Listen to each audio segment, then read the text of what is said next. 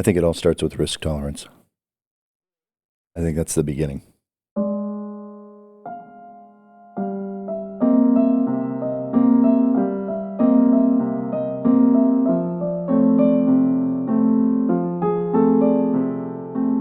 Hey everybody, welcome to today's episode of the Jeff Heilman Project. Jeff, did you know since we started in March of this year, we have had almost 1,500. We are at 1,410 downloads of this podcast that we've been doing, this project, the Jeff Heilman Project. And that's pretty exciting. That's pretty fun. Yeah, and you figure we've done, this is almost 30. Right? Yeah, we'll be at 30 episodes. Next week will be 30 episodes so that's in. About 50 per, right? Yeah. You could say. Yeah. So thanks everybody for listening. This is the Jeff Heilman Project. We talk about current events. Today we're actually going to be looking at, I found an article from Inc. magazine about startups and true false stuff. And so I'm going to be picking Jeff's brain about that on this episode, having done how many startups? I mean, it seems like there's like this seasonal pattern to where we'll go through startups and take a lot of risk, and then you'll get acquired, and you'll typically end up in a Fortune 50 company or 500 company, and then we'll go back to startups. How many startups would you say that you've actively been participating in? I think I've done 10. I think it's 10. And I'm in Sovos isn't a startup right now, but we're definitely, building ourselves for growth in a mid-sized company that hope to transition into global magnate. Well, speaking of startups, just this week we were reading that in the world of business this week, Splunk was acquired for $28 billion. B with a B. You got to put your pinky to your corner of your lip. Pinky to corner of mouth. Yes, $1 billion here and $1 $1 billion there, and pretty soon you're talking about some real money, right? Isn't that what Alan Greenspan said? That article that I was reading said that he got the idea he was attending college, and Steve Jobs had come in to do just a talk, and he was like inspired and ended up coming up with his own company, and as many startups usually come from an idea or some sort of a spark. Splunk got started with a spark, and it looks like they went out with a spark went out with a boom. Yeah. Shout out to my buddy Vince. Yeah. Vince Temporino and his business partner Jason, who run FX10 Partners. He was at Splunk for a while. He and Jason both did well at Splunk before the acquisition. And for those souls who are moving into Cisco, I can tell you I've gone through the acquisition process multiple times. Teal badge. Yep, I've had my inaugural my badge with a teal square, which means you're W-2 versus a red badge, which is contractor. So employee number 31986, I think, in Building D at 170 West Tasman, which now I think Forescout actually bought that building, so Cisco doesn't even own that building anymore. But that campus is alive and well, Building 10 over on West Tasman. So shout out to everybody in the Splunk universe for getting it over the edge. Yeah. And congrats on a successful exit, and hopefully the acquisition will do well for Cisco. They certainly are going to do a lot in apps and AI over the next couple years.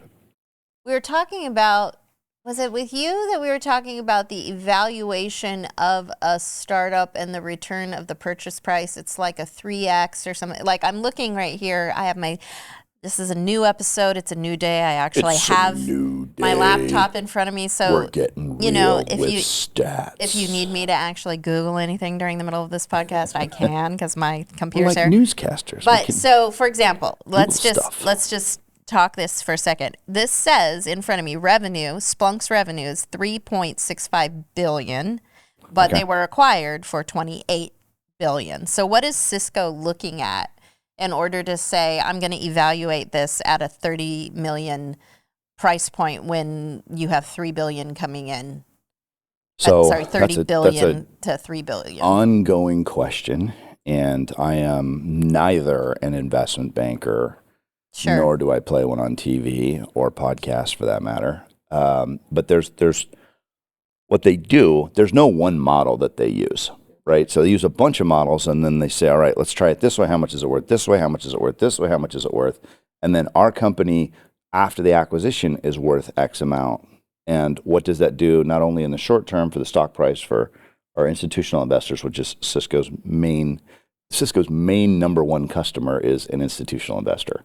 That is somebody that runs a hedge fund or somebody who would be like on a university board responsible for a portion of the multiple billions of dollars at Stanford that wants to just park money somewhere and leave it in a big company versus having it in cash, right?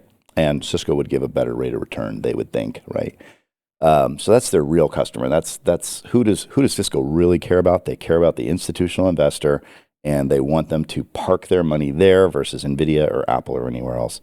And so appealing to that, they're going to make disbursements of cash and shares in order to make some strategic acquisition. So one way to do it is take their revenue, or actually take their EBITDA, which is what's left over before they do depreciation and tax, and then they'd come up with some multiple.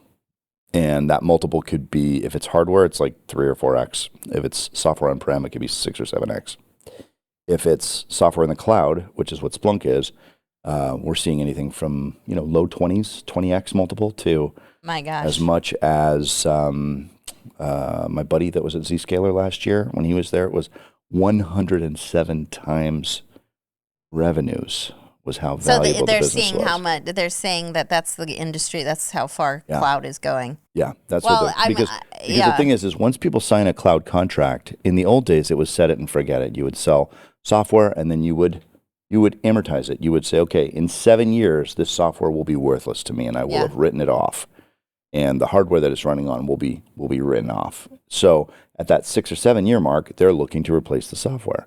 But that's not how cloud software works. Cloud software is, did you like what we did for you this month? We hope so, because we need you to pay the bill again on the 1st. And that relationship, a couple of things happen. Number one, it creates a very sticky relationship with a customer if they're being served properly. Number two, it holds the manufacturer accountable to maintain the software and push updates and make sure it's running and operating correctly. And you're also divesting yourself of running the show called, Bob's Electric Grid as a portion of the business that you're trying to run, selling tires or marshmallows or whatever your business sells.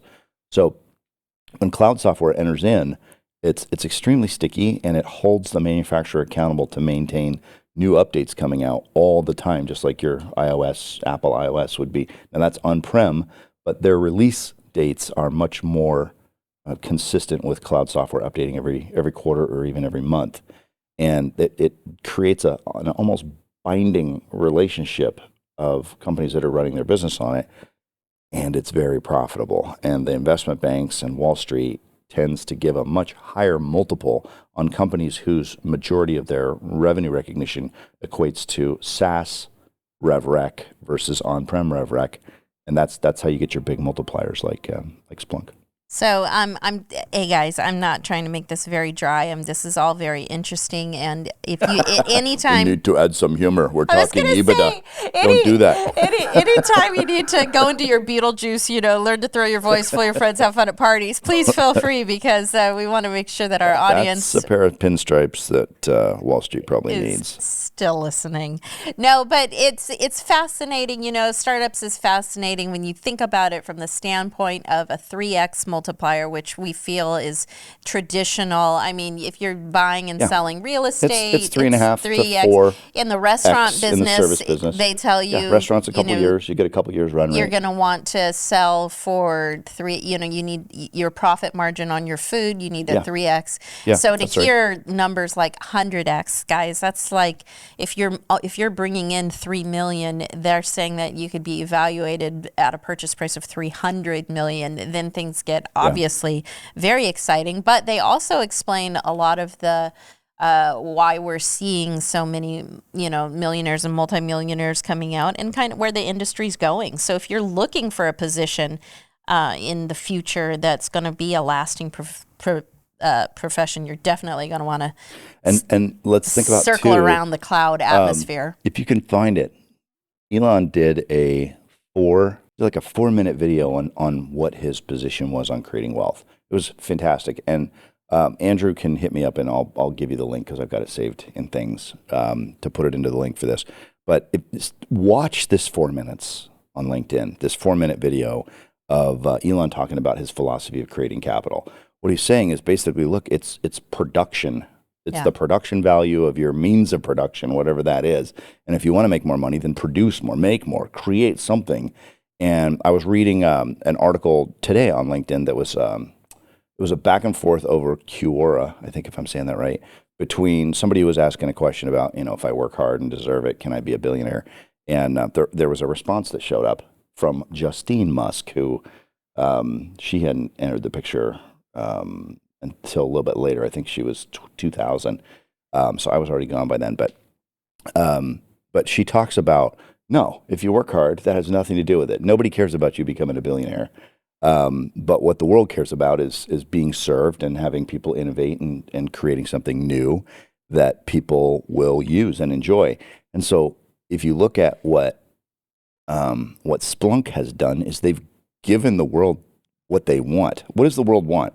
The world wants AI and deep analytics and machine learning so that it can avoid a lot of the mistakes associated with guesswork, whether it's predictive maintenance and quality on aircraft engines and repairing them, too early, which is costly, or too late, which obviously we don't want that.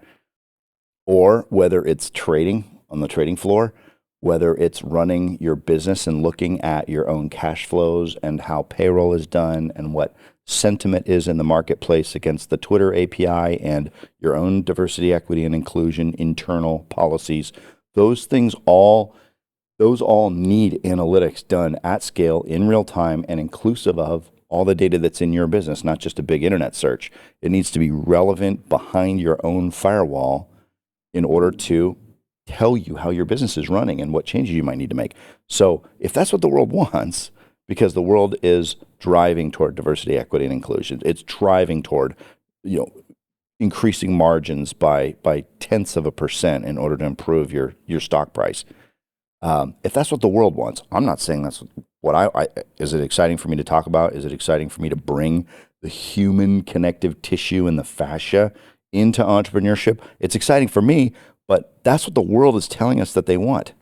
So if they're giving the world what they want at scale, you're going to have a huge payday.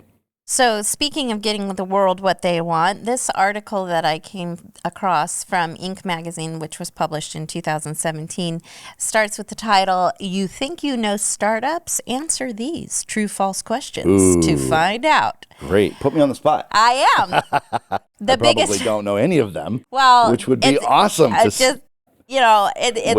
I got 0 on a subheading quiz. is the biggest problem with myths is that they often keep people from starting the business of their dreams. So the intent would be that anybody listening would be encouraged that these true false questions are myths, a lot of them, and let's debunk them. You can always change the name of the podcast to Jeff is a Doofus. No. The Jeff Heilman Project is perfect because we are all projects. 'Cause I'm a work in and some progress. of them are even more so. So here's the first one.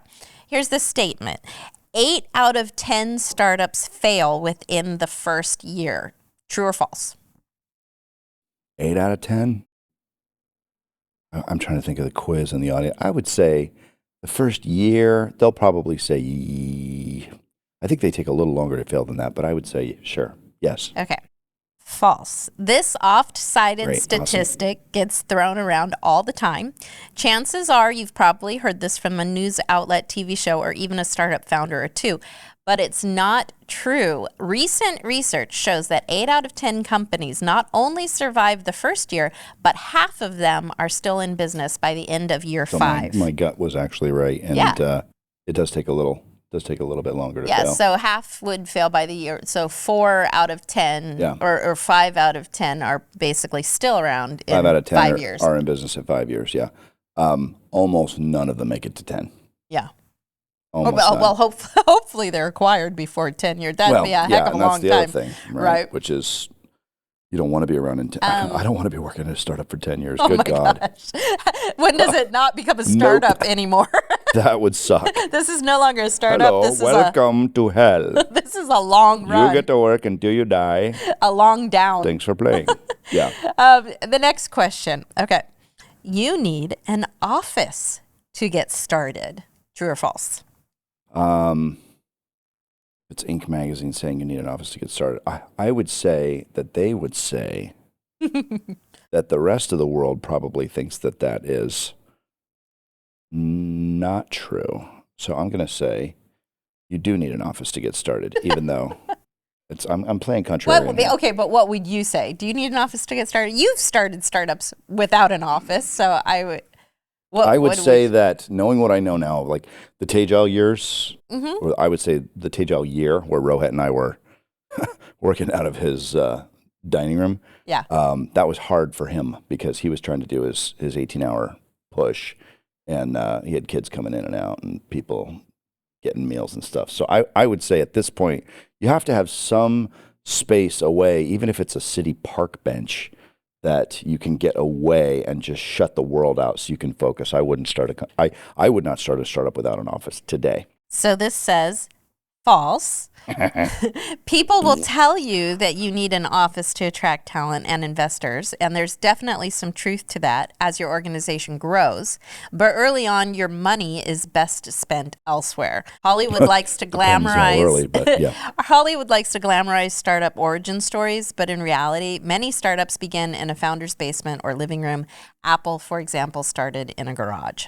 Yeah. What I would say about that is, there are reasons why you want to keep the office smaller than it probably should be for longer than you can probably stand it. Yeah. Because, when you've got the of server fans going right next to you, of course, anymore you probably don't have server fans because you're doing everything hosted on Amazon. But server fans, phone calls, people screaming, tension, that's part of the allure of the thing. Like Perfigo, we were at 26 or 27 people, and we were absolutely on top of each other.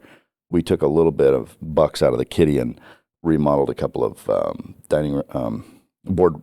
I think we had one conference room, which put the hurt on a bunch of people because we had to move some servers, and there were some people that they had to share desks after that. But I would definitely keep your office small, tight.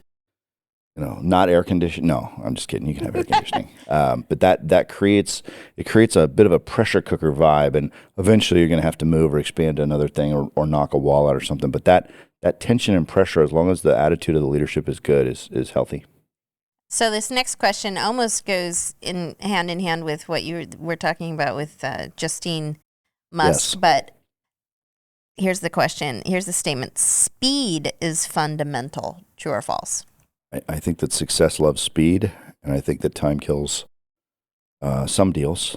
Some people say time kills all deals. Most of the deals I've worked, they've gotten bigger over time because I focused on the rapport and the relationship and how the customer's need could be clearly articulated at different levels in the organization.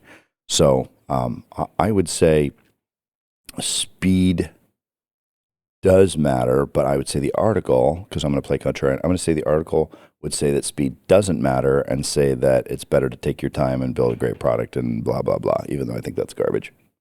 So I'll say false. Speed is not necessary. So this does say false. And I got one right by accident. Let's read it though, because I think that you will actually at least you'll agree with this statement. Whether you build a whole entire organization by it, that's a different story. But this says false. Empathy is fundamental. Speed has its advantages. Hold on. That's a freaking chimpanzee and coconut comparison. They have nothing to do with each other. Speed has its advantages, but there's no point in rolling out one feature or update after another if your customers aren't interested in your product or service. Instead, it's better to slow down and truly understand the needs of your customers. School buses and coconuts. Take the time to actively engage your customers and make improvements or even changes to your product based on their feedback, and you'll see greater returns. Yeah, that's fair. Exactly what I've heard you say, because you were you were at a I startup. take empathy for granted. I'm not going to throw a startup company under the bus, but you were at a startup and which shall remain nameless. I can remember you consistently telling them, look, the product's not right. We can't keep going with this product. This is the wrong product. I talk to the customers. I'm in sales. I'm the white paper guy. I'm in sales, and they don't want it, but they wouldn't listen, and it didn't. Things didn't turn out. Eventually they did. Yep. But I can see it's. I don't know that it's necessarily saying apples to apples comparison, like you said. I think it is saying that like it's better to know. I think that if we go up like 6 tree branches to a higher elevation of that article versus just taking it at straight face value, I think what they're saying is that speed on the way to a product no one wants doesn't help. Right. And I would agree with that. Yeah. Yeah. But I'm assuming that you're not an idiot and you would check before you build some piece of crap product that nobody wants. I'm just assuming that empathy is part of the mix because, hey, we're all sensitive here, right? We're 2023 and people are paying attention, and empathy is like table stakes. So if you don't have empathy, then run as fast as you want because that brick wall's out there to slam you in the face. Okay, here's a good one. True or false, you can take... False. Yep. Oh, sorry. You can take on a giant and win. True or false? Okay, so I got to go contrarian because that is what I do. I'm the disruptor. So I know for a fact that you can take on a giant and win, so I'm going to say false. Well, the answer is true. Of course it is, yeah. Well, it's not trying to be contrary. It's trying, like this is supposed to be helping you think like a startup company that's successful. Sorry. Yes. And as a successful startup company. Here. So this says the answer is true. 20 years ago, Reed Hastings returned Apollo 13 to the local Blockbuster, only to get hit with a $40 late fee. Oof. Disappointed by this experience, Reed came up with an entirely new way to watch film and television shows. Which Blockbuster could have bought, by the way, but they said no. He called it Netflix, and it's just one of many David and Goliath startup stories out there. Smaller startups can absolutely go toe-to-toe with industry giants as long as they focus on solving problems that their competition cannot. One major advantage startups have that their larger counterparts don't is a lack of bureaucracy, which means you can be more innovative, creative, and nimble. Yeah, exactly right. And let's go through the list, right? Yeah, tell me. At Zip2, we took on the New York Times and then sold to the New York Times. At onejobs.com, we took on Monster. Mm-hmm.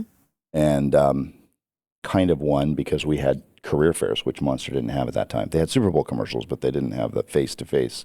So with onejobs.com and network events, that acquisition to Brass Ring, I think, and then IBM, Connexa, we took on the big boys and were able to win. In that case, it was a little bit different because there wasn't an established player that there was like one-stop shop. Monster was right there. They were bigger, they had more money raised, but there was still room for internet recruiting databases and CRM and HR software. At Perfigo, we took on Cisco and beat them in a niche market that they wanted access to. The win at Arizona State that some of the folks have heard me talk about ad nauseum. The win that we had at Arizona State in 2004 was an example of that, where they were the vice provost at ASU would not call me back in January, February, March, April, or May. And I just kept pounding his phone, and he finally went to go do the deal with Cisco and then called me as soon as he got the purchase order request filed. He called me and said they were going with Cisco, and I was like, over your dead body. I don't think so, and here's why. And it was because we had actually fixed something that Cisco could not do for colleges and universities because of the fact that in college campuses, they didn't own student machines. And whereas big companies, they did. And so Cisco we've all heard of Netflix taking over for Blockbuster, and in Good to Great, there are a lot of examples as well. Is there any other large companies we took on NetApp and EMC at Tagile. Yeah. We took on Checkpoint for single pane of glass at and exited. We exited Tagile. We exited to Fortinet at ExcelOps. We took on MuleSoft and Apogee at Mashery and sold to Tibco.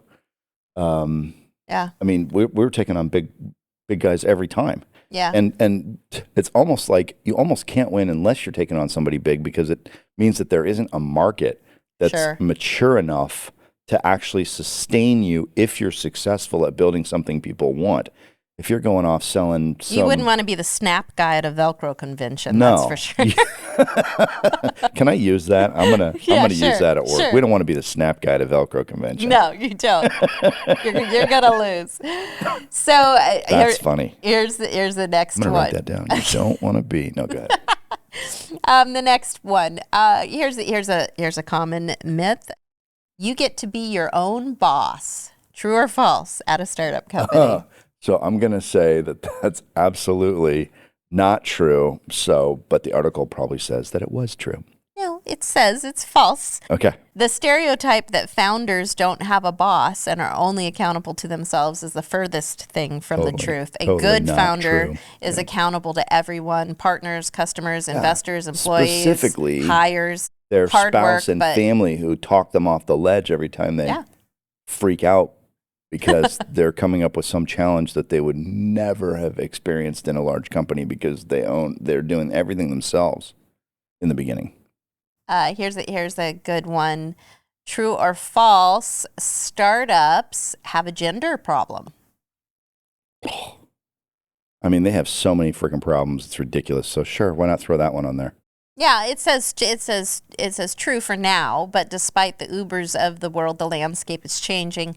More women are funding and staffing startups. Believe it or not, there are a number of startups that employ more women than men. So I think women in startups is a thing that I wasn't seeing a lot of in the mid 90s, and that I think that's improvement for a bunch of reasons. Number one, women that I've seen in business, and again, this is a small data set compared to a national survey, but the women that I've seen in business, they do think differently and in many times better and broader. The women that I've worked for have seen a broader lens in many cases than men.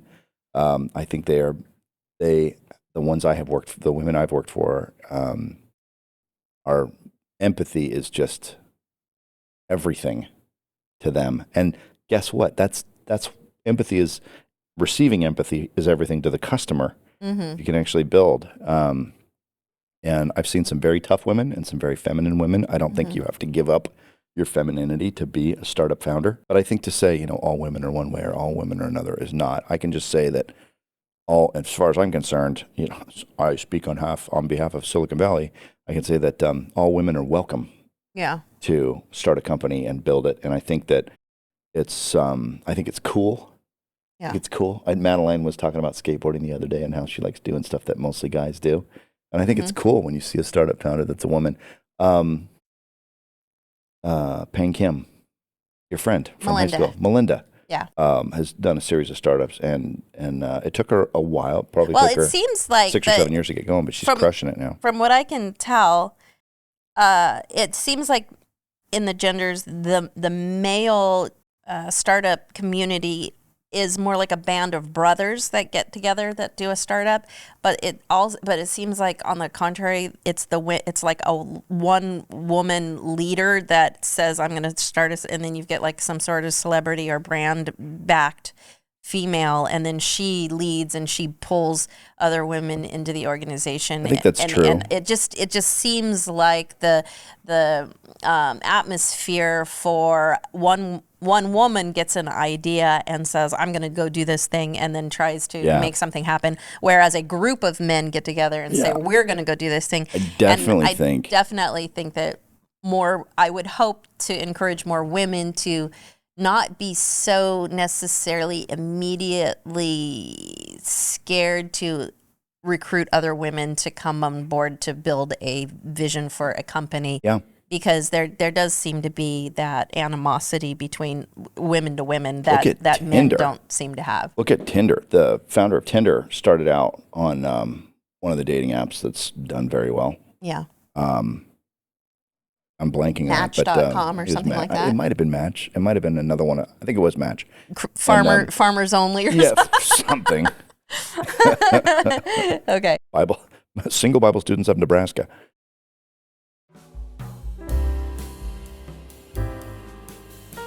Hey everybody, this is Jessica. I'm so excited to offer to you this new service and this ability that you have to text in your questions, comments. Maybe you have some situations that you'd love for Jeff and Jessica to try to tackle along with you. You can text us now at 203-646-1472. Your phone carrier may have standard rates that apply, it being a text, but this is a free service from us to you in which we would like to participate with you in an ongoing conversation about how we can help and what we can possibly do for you. Looking forward to hearing from you soon.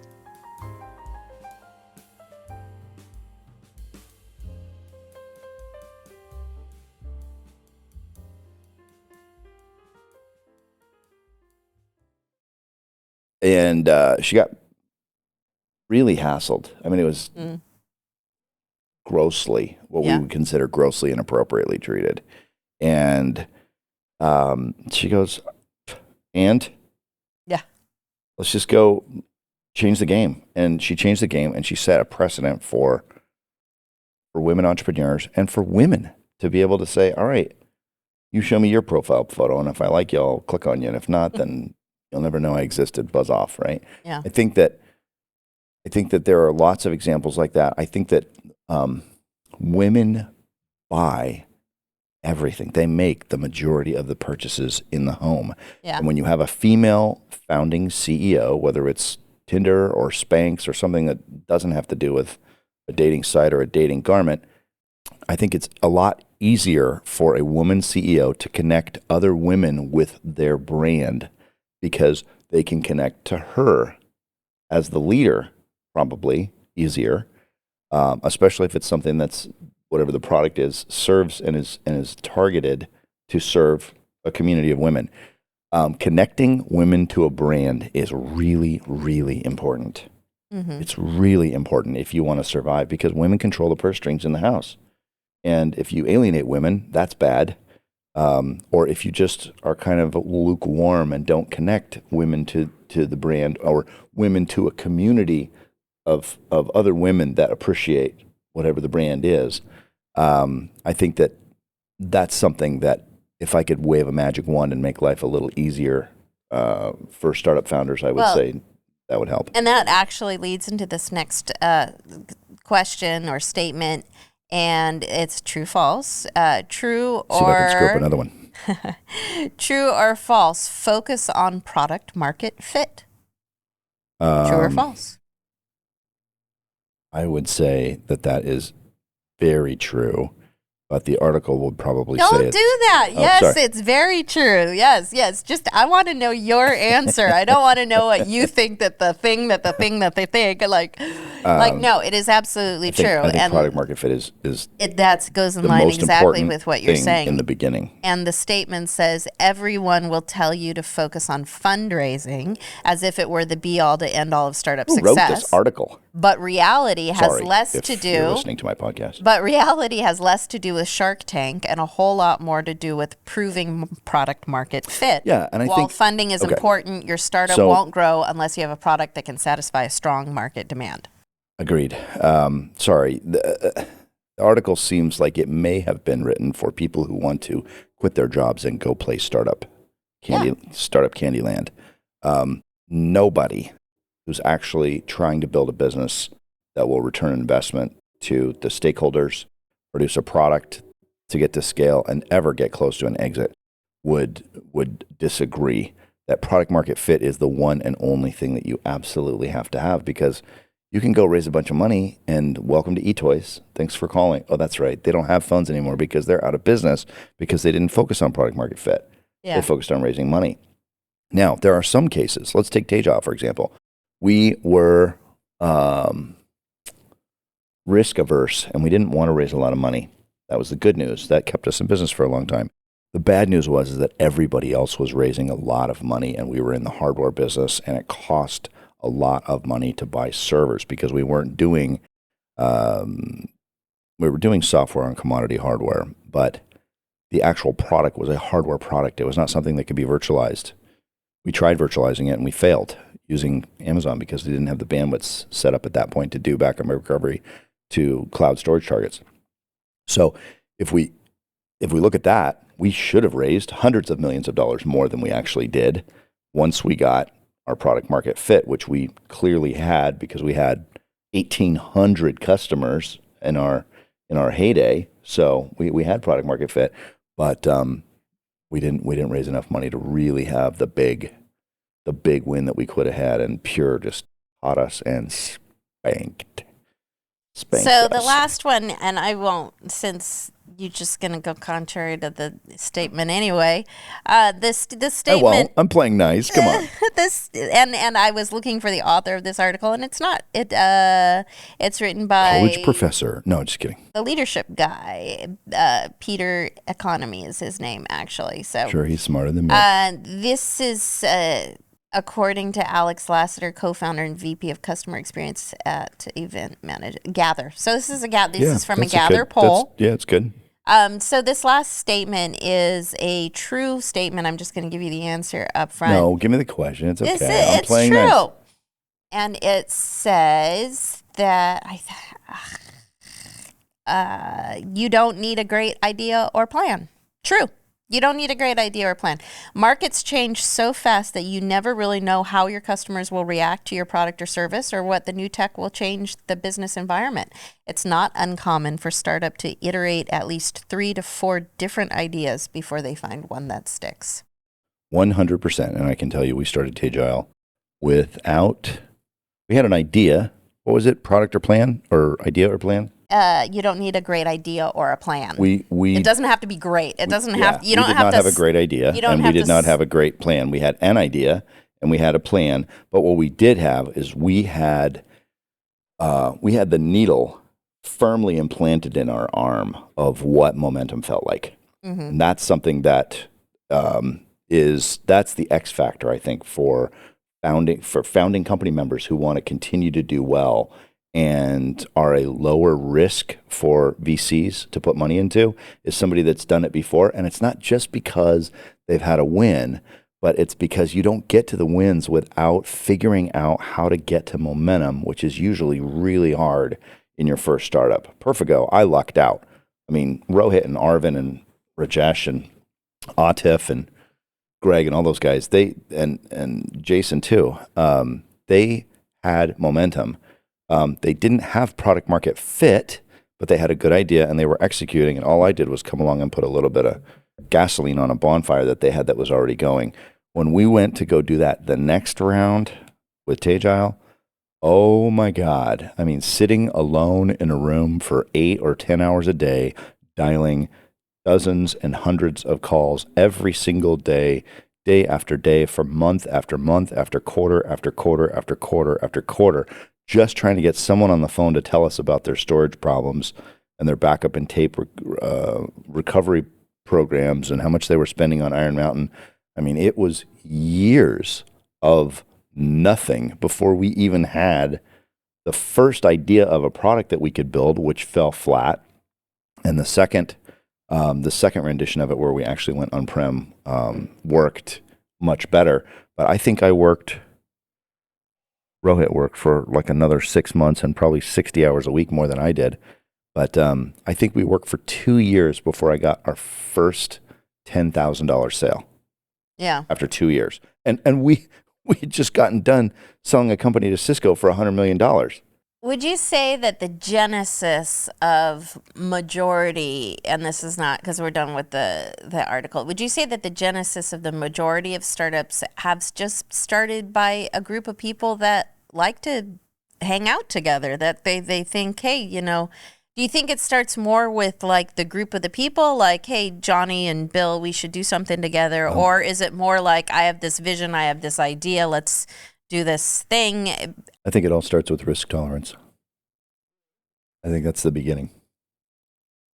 Really? More than just like, for example, my girlfriend Christine. I love her. She's my best friend. I'd love to be in business with her someday because not only do I want to just do, I mean, business is life and life is business. Like we have to do something. I think there has to become, and it would be so, nothing would make me happier than to not only have my hangout time be with my best friend, but have my work life, like my work time, being able to be with my best friend. And so for me, but the thing is it's you like, guys let's don't do something together. hurt.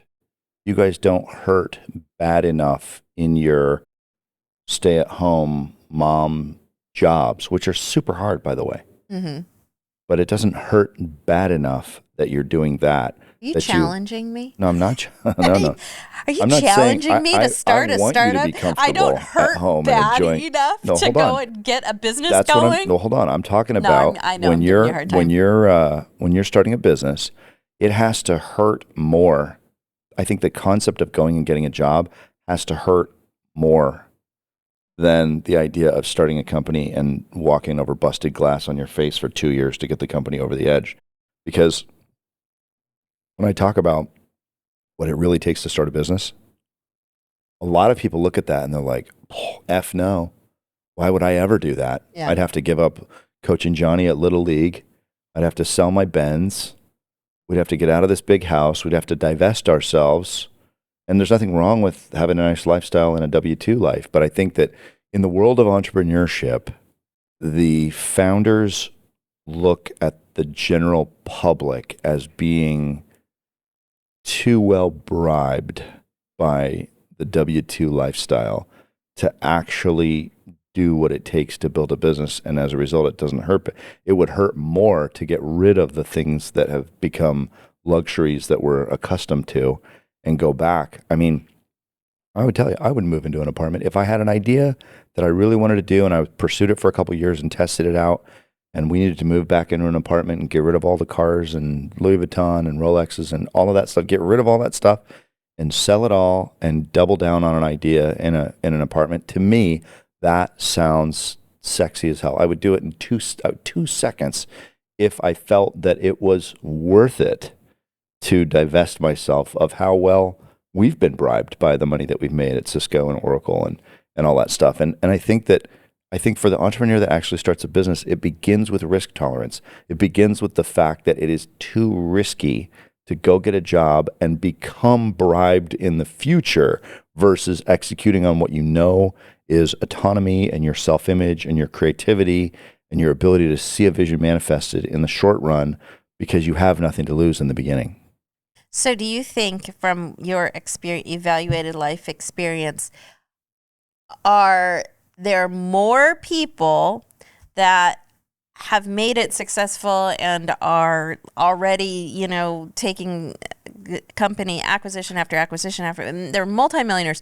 Are there more people that are playing the game of startup because it's fun and they just love to like they're multimillionaires and they're just doing one startup after another and they've got the itch and they want to keep startups going? Or are there more people that are starving and willing to just say, I'll live in my trailer because I've got this vision and I've got this idea? No, it's all right. Well, let's look at startup that I passed on. Sorry about that, VJ. But Workato, where they offered me the VP of sales job in 2017 and I turned them down. One of many opportunities I said no to that has done really, really well. Those guys were at Tibco, and I think they'd made enough money. They didn't really have, they didn't seem very materialistic as far as needing to have a lot of stuff. And they have nice houses and do well, but they weren't, the materialism part of it didn't enter into the equation. But they saw an opportunity to build recipes for software development that could help change an industry. And so that's my question. Like, do you think that more people now are doing startups already comfortable? Like they've got their nut, they've cracked it, they've made the money, they're doing good. Now they just do startups just for the sake of doing startups? Or do you think the scales are still in there's more startups starting today out of a necessity and a need to, they see that 100-fold return and they're like, that's the only way I'm ever going to make it. It is the juxtaposition of it's the flow state equation from Mihaly, whatever his name is, the guy that wrote the flow book. It's the juxtaposition between something that's challenging enough that it's engaging and makes it, but it's not so hard that, oh my God, I'm going to lose the farm over it. And it's interesting enough. What are the two? It's challenge and skill. It's the challenge of the thing versus the skill of the person. And then in the middle, at that 45-degree angle, there's that's flow his state. name. Mihaly. Mihaly starts with a C, and that's where I'm going to end it. He did a TED Talk. You can look it up. He's the only guy with 17 letters in his last name. I think that it's is your risk tolerance sufficient to get a minimum viable product of a startup over the hump? And sometimes the answer to that is no, and the startup fails because of fear. Sometimes the answer is no, and the startup dies with the person because they never get off the couch and do anything about it because their risk tolerance isn't there. Other people, they do startup after startup after startup, and they fail, and they just love it, and they keep going. Yeah. But I do think that I think of a startup founder very much the same way as our guy that did the Free Solo movie, where you take the screenshot of his brain when he's about to die, and there's like nothing. It shows no response. There's no norepinephrine showing danger anywhere on the scanners. And Alex Honnold, who I think he's one of the most fascinating people I've ever seen. I think that movie was fantastic. Super well done. I was just, Natalie and I were just talking about people, I guess they've proven that people that have a especially high pain tolerance actually have the ability to release within their bodies like a pseudo pain medicine. And so they have this ability that when they begin to feel pain, then their body releases an hormone or an endorphin or something that just like calms, that can actually apply their own medication to their body, and then they can endure pain more. And so like Alex Honnold, like if you've watched the movie Free Solo, he goes through and they're like doing scans on his brain and they're showing him all these scary situations, and it's like, meh. Like, not there, not scary. Doesn't register. Yeah. Fear of death doesn't show up on the scanner, right? In a chemical format. And I think that's what we see with startup founders. And that's actually one of the things that I remember you saying about Elon when you were working with him is like he's almost unfazable to the kind of not necessarily fully present, just kind of. He was fully present, but not with people. Yeah. Now, maybe that's changed, but and I would say probably fearless. And he was one would call that fearless. Fully present with the coding, with the actual coding of the product, to where you could have a bomb go off next door and there would be no response. And if you watched his brain while he was coding, it would have been totally engrossed. Yeah, probably off the chart. Fully alive. Just like when I was working on, last night when I was working on, we were going to a movie yesterday, and I was working on an algorithm for my checklist that I've talked about on some of the other episodes. And I was so engrossed in it that I couldn't come out of it right away. It was a level of deep work that, I mean, I worked 2 21-hour days in a row on 3 hours sleep. Yeah. And the only reason I went to bed last night was because I got it over the hump to a place where I could see waking up in the morning and running with it. And I had meetings starting in 3 hours. So I knew I wanted to at least take a little of the edge off of not sleeping. And that doesn't make me a hero or a champion. It's just interesting, though, that you can be very tired because I spent, a long weekend drinking with the boys, and then was up until 3 a.m. on Monday night because my flight was late getting in, and then worked 19 hours. I had 15.8 hours logged yesterday on 3 hours of sleep after a previous 21-hour day. And that was 15 hours of work of the 19 hours that I was up, and or 21 hours I was up. And that level of engrossed, I can't get there from sex. I can't get there from lifting or exercise or golf or meditation or drugs or alcohol or any of. The only thing that can get me to that level of engrossed focus, to where days go by feeling like minutes, is with work. And I don't know why it's like that. And it's not all kinds of work. Some work that would seem almost identical to the work I was doing yesterday, but is not very creative, like taxes or expenses or anything like that, I will procrastinate on for years because I just don't like doing it. But if it's creative work that has to do with coding or programming or algorithmic creation in order to improve workflow and process and speed of things, I can just sit there for hours and hours. And that's what he was like, except that he did that every single day. There was only the 21-hour day for him and 3 hours on a beanbag chair before he would ask us to kick him in the morning if he was up all night coding so that he could do it again. And that was, and I don't see anything publicly in him that would indicate that he's had anything less than one of those 20-hour totally engrossed days since I worked for him in 95. Right, yeah. I started reading the Walter Isaacson book on Elon Musk that just came out. And the first chapter is, the book goes across his whole life. Sorry, Dad, you're not mentioned in the Zip2 chapter. Well, Isaacson didn't call me. Right. Thanks to Ashley Vance for my small inclusion in the first one.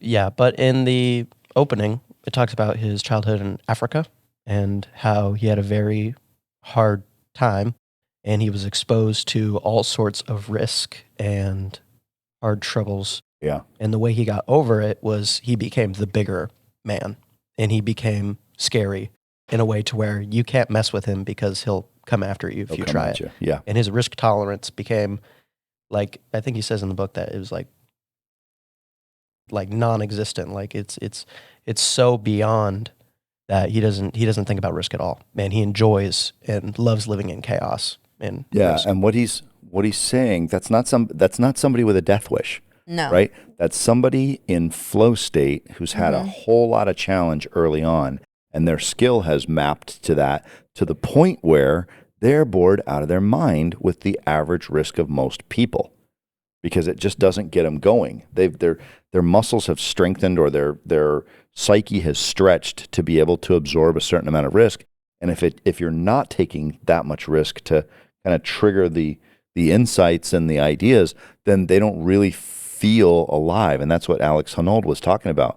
He doesn't feel alive unless he's putting himself in very difficult situations, because he needs the challenge. You get off on the challenge at a certain point. And it does make sense that Musk's upbringing would put him in a position where early on he had to really push the envelope. I'm seeing now in my own career that, imagine four circles next to each other. The first circle is a big, safe company that'll never go out of business, right? A company like Oracle is on one extreme. The other company would be, your mom's basement, where you're coding software and there's mold in the basement and you have to go to Starbucks to keep from coughing because it's the only other place you can work because you're just getting started. Those represent two different areas of risk. And with 7 kids and a house payment to make and cars and luxury items that we need to all maintain and replace when they break. Podcast microphones and headphones. And lighting and down stuffed chair cushions. I'm not able to take that much risk like I did in 2019 when I did that consulting gig. That actually was way too much. That was way too much risk, but I took it anyway because we're trying to figure out where that fine angle is. But for me, if you have those two extremes, you got one is a startup in your mom's basement with mold, and one is working for Oracle as kind of opposite ends of the spectrum. Then you have kind of two gradients in between that. One would be working for a fast follower, medium-sized company like Sovos, which is where I'm at now, and one would be working for, let's say, a B round funded startup where they're not going to miss payroll this quarter, but they might miss payroll this year if you don't grow sales. That's, so I could do somewhere in one of those two middle bubbles right now. And I chose Sovos mostly because of relationships and what we saw as the upside opportunity and the fact that it was immediately adjacent to what I was doing at Oracle, which reduced my risk and thus raised my risk tolerance and gave me the chance to do something a little edgier. So what I would say to anybody out there who's looking at starting a business, don't think about it as black and white. Don't think about it as I'm either starting a business and I'm roughing it in my mom's basement, or I'm a loser working at Oracle. And that's those extremes are the kinds of things that nudge people away from making really good decisions to go into business. What I would say is that there's a bell curve between those two. And if you're at a big company like Oracle or an IBM and you have an entrepreneurial spirit, why not consider going to work for one of the fast followers of the business you're already in that's trying to disrupt the bigger player? And you can get the startup and entrepreneurial experience without having to cost yourself the luxury apartment and the fancy car lease that you got if you don't want to give those things up. The other thing you can do is you can start a business while you're working at a big company. Gary Vaynerchuk talks about it all the time, retail arbitrage on eBay, or selling consulting services by the hour, putting a website together. Justin Welsh does a great blog post on his website about how he built a $100,000 a year business in 27 minutes by automating a dog walking service and he shows you all the tools to do it. Here's step 1 to step 30 if you want to go do that. So to people out there, you don't have to sell your soul to the company store and that's just the end of it. And you don't have to sell your soul to the devil to go do a startup and bootstrap everything. And those are your two options. I'm either an also ran lifer at some company where, I'm bragging about the gold watch at 35 years, or the 2 President's Club trips I went to, or else you sell everything you own at a garage sale and move into an apartment. It doesn't have to be one or the other. In August of 1974, Philippe Petit made the decision to walk across a 400-foot wire between the North Tower and the South Tower of the Twin Towers. 2 weeks ago. At 1,350 feet, by the way. And he says, this is one of his quotes, "Many people use the words death-defying or death-wishing when they talk about wire walking. Many people have asked me, so do you have a death wish after doing a beautiful walk? I feel like punching them in the nose. It's indecent. I have a life wish." Yeah.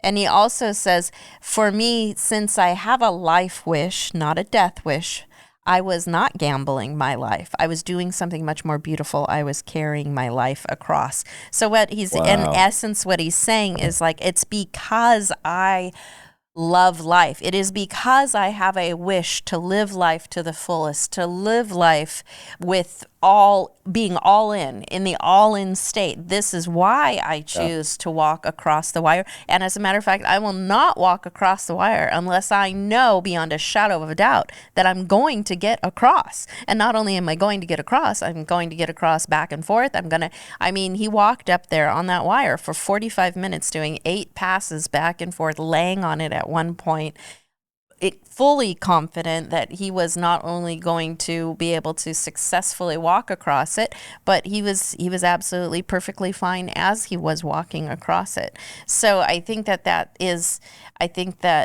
people, when they I look at being the wife of a startup husband or a person who likes to do these types of things as being all in. It's part of the reason why we have 7 kids. It's part of the reason why we're doing this podcast. It's part of the reason why I speak and preach and teach for my own, to a different community and a different crowd, is because I want to encourage people to live life. Like, you've got to live your life. And there's nothing more. Now, you don't have to live, if you don't, that saying, if you're not on the edge, then you're taking up too much room. Like, you don't have to live feeling. The edge is different for everybody. You don't have to live feeling persecuted or inferior because you're quote unquote not doing anything.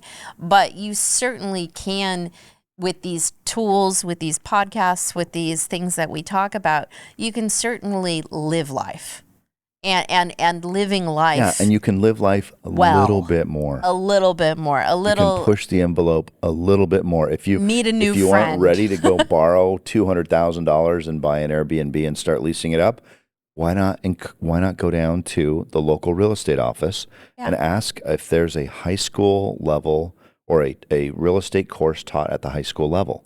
Yeah. And enroll in a real estate course. And you can dip your toe into the water by finding other people who are doing these things and just asking them, taking them out to a cup of coffee, asking them some questions, finding out, read an autobiography or a biography, go to Costco, and that's where we found this Walter Isaacson's book on Elon Musk. Get some Audible books. Do some. You don't have to go all in right away from nothing to something. I started playing piano yesterday.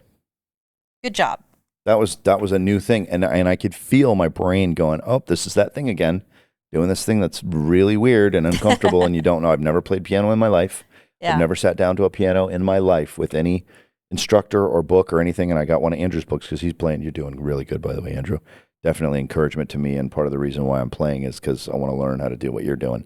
It's so awesome to see.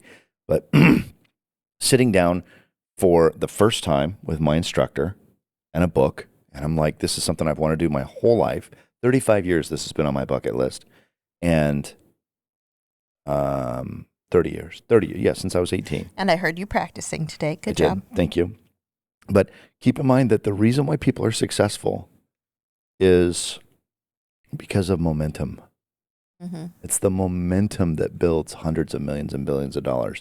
It's the momentum that gets a baby to full term. It's the momentum that becomes a concert pianist out of somebody that's only taken their first lesson years before. And if you're not paying homage in your own mind to momentum, then I think the tendency is to be super critical and say, I don't know if I can do this. Yeah. And I think that in and of itself kills the risk tolerance of most people and keeps them from getting started. Well, and I would like on that note to encourage anybody that is potentially thinking. Do we have a phone number they can text? You can absolutely text the phone number. About the phone number they can text that we pay for every month. Yeah, I would just like to encourage anybody that's listening that,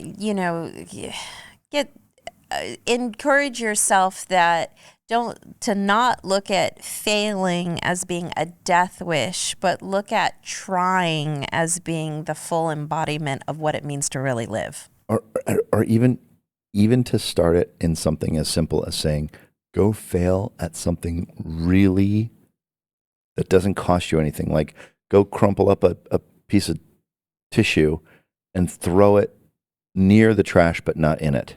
Mm-hmm. Right? For example, like these quizzes. I tried to fail it. Right? Does it really matter if I get the questions right? No, it's entertaining. It's fun if I don't get them right, especially if I know what the right answer is and I pick the wrong one on purpose, right? I'm failing at something that is simple, to be playful and fun, to challenge myself, to not try to be perfect, because to me, that is the antidote to this sense of perfectionism that keeps people from getting started. Yeah. Yeah. So good night. So anybody listening today, everyone listening today, everyone listening today. Let's As if there were 10,000 people in the room. Our desire would be that you would be able to push off the paralysis and to be able to begin rolling forward, moving forward. Miss your trash cans, ladies and gentlemen. Miss your trash cans and have a great rest of your day. Have a great night, everybody. Looking forward to seeing you next week on our 30th episode. See you then.